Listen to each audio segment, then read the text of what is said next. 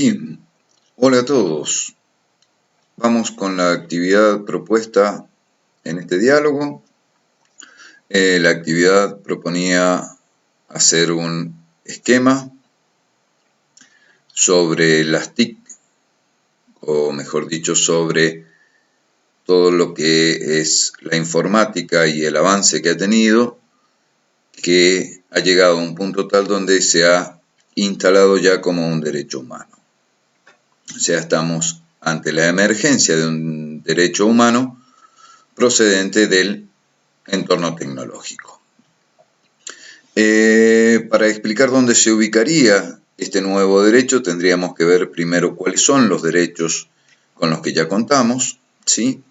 Dentro de los derechos humanos, nosotros vamos a tomar la clasificación que lo divide en generaciones.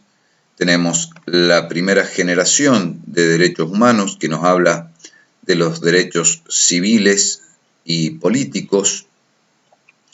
Dentro de los civiles, la libertad y las propiedades; dentro de los políticos, el sufragio. Bien,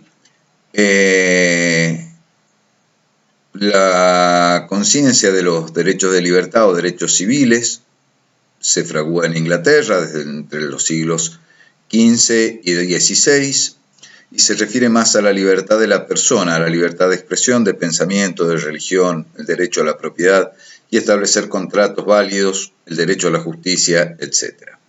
Y dentro de un segundo grupo, es decir, los derechos políticos, que algunos ya lo toman como segunda generación, pero para nuestra clasificación va a estar encuadrado dentro de la primera, son los conquistados por lo general a lo largo de todo el siglo XIX.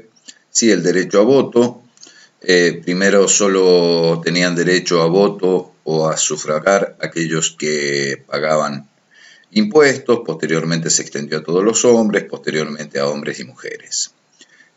Incluso en los últimos años hasta se ha extendido el derecho a los menores de edad, dado que en nuestro país se puede votar, aunque no sea obligatorio, a partir de los 16 años. Después seguimos con la segunda generación. La segunda generación tiene derechos, tres grupos, digamos, económicos, culturales y sociales. Dentro de los económicos nos referimos un poco al nivel de vida. Dentro de los culturales, a la educación. Y dentro de los sociales, a la salud. A partir del siglo XIX, los derechos económicos, sociales y culturales son necesarios para una vida digna. Esto queda reflejado en los artículos 22 y 25 de la Declaración Universal de los Derechos Humanos. Por ejemplo, el 22 dice que toda persona como miembro de la sociedad tiene derecho a la seguridad social, etcétera, etcétera, obtener la satisfacción de los derechos económicos, sociales, culturales, indispensables a su dignidad y al libre desarrollo de su personalidad. También dentro de estos derechos están los derechos sociales, ¿sí? Estos derechos sociales requieren de un Estado activo que deben garantizar la prestación de derechos como la educación, la salud, los servicios públicos, etcétera. Y pasamos a la tercera generación de derechos, ¿sí? Que es un poquito donde vamos a encuadrar nuestro nuevo y emergente derecho del que estamos hablando. Dentro de esta tercera generación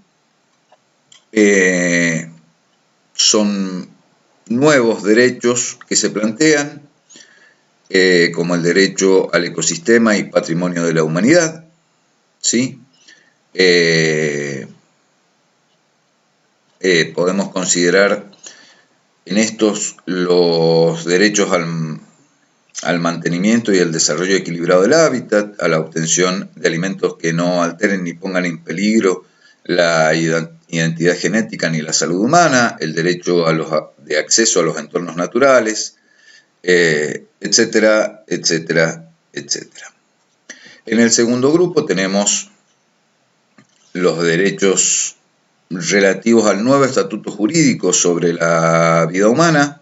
Acá nosotros hemos mencionado prohibición de tortura, identidad genética, fecundación asistida, pero en realidad eso es una mera síntesis, dado que en el cuadro no daba mencionarlos a todos, pero realmente son muchos más. Es derecho a la integridad física, psicológica, moral, prohibición de la tortura, tratos inhumanos o degradantes, derecho a la autodeterminación física, es decir, tratamientos médicos, consentimiento informado, derecho a la igualdad en las aplicaciones biomédicas, el derecho a la identidad genética, derecho a la reproducción humana, en esto habla de fecundación in vitro, inseminación artificial, derecho a la protección de la salud, donación y utilización de órganos, tratamientos médicos, libertad de decisión, son una amplia lista de derechos. Por último, el tercer grupo de derechos es donde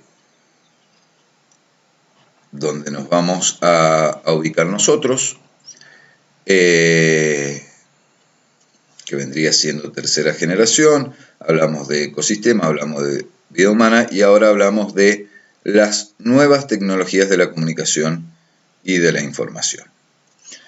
Dentro de este grupo de la tercera generación tenemos el derecho a la comunicación y a la información, es decir, información completa, veraz, derecho de acceso a la información, aquella información que sea relevante para la humanidad, derecho a la información genética, a comunicar libremente las ideas, pensamientos, opiniones, derecho de acceso a los medios, derecho a la protección de datos de carácter personal y familiar, etc. Tenemos, y nos vamos a saltear el del medio, los derechos de los menores, ¿sí? Y ahora sí volvemos, dentro de los derechos de los menores se ha trabajado mucho, dentro del derecho de los menores hay varios tratados internacionales, inclusive en nuestro país hay una ley que establece y sobre todo en el Código Civil y Comercial Unificado tenemos varios apartados donde se maneja nuevos derechos, nuevas nominaciones y nuevas formas de tratar y manejarse con los menores. Y por último, vamos a los derechos en la red. Sí que los derechos en la red son todos los derechos informáticos, derecho a conocer la identidad del emisor de información, las opiniones, derecho a la vida privada en la red, al honor, a la propia imagen, a la propiedad intelectual, a la propiedad industrial en la red.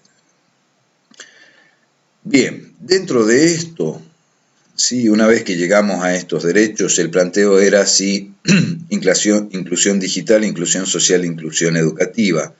La UNESCO plantea que la exclusión digital es exactamente igual a la exclusión social. En realidad, no es la UNESCO, es Bustamante Donas quien plantea eso. Lo que sí, la UNESCO saca un comunicado, un anuncio de cooperación para promover este desarrollo educativo, donde nos dice que la tecnología de código abierto se considera clave para el desarrollo social, educativo y económico, y para una mayor integración digital.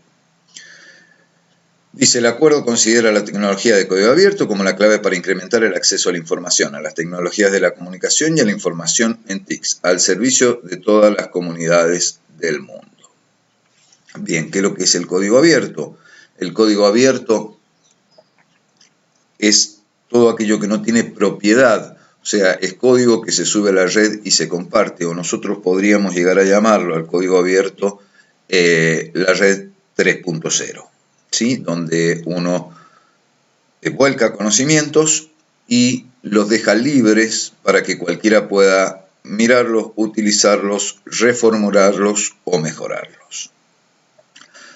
Bien, medianamente entonces hacemos un pequeño repaso. Los derechos humanos se dividen en 3 generaciones. Dentro de la primera generación son los civiles y políticos, donde hablamos de la libertad, la propiedad y el sufragio. Dentro de la segunda generación tenemos los económicos, culturales y sociales, económicos en cuanto a nivel de vida adecuado, culturales en cuanto a educación y sociales sobre todo en cuanto a salud.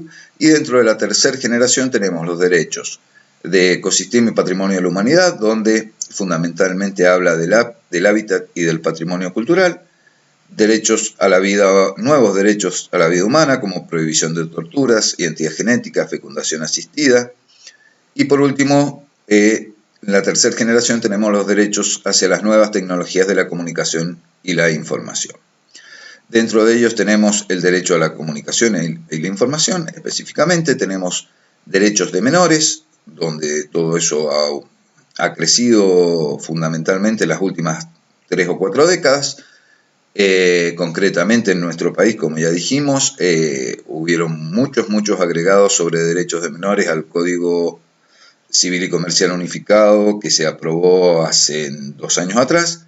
Y por último, los que mencionábamos nosotros o los que nos interesan a nosotros, que son los derechos en la red, donde decimos que si hay exclusión digital, hay exclusión social. Y en función de tratar de que esto no ocurra, la propuesta, sobre todo de la UNESCO, es el código abierto. El código abierto es inclusión digital e inclusión educativa. Muchísimas gracias, espero que hayan entendido y espero que esto les sirva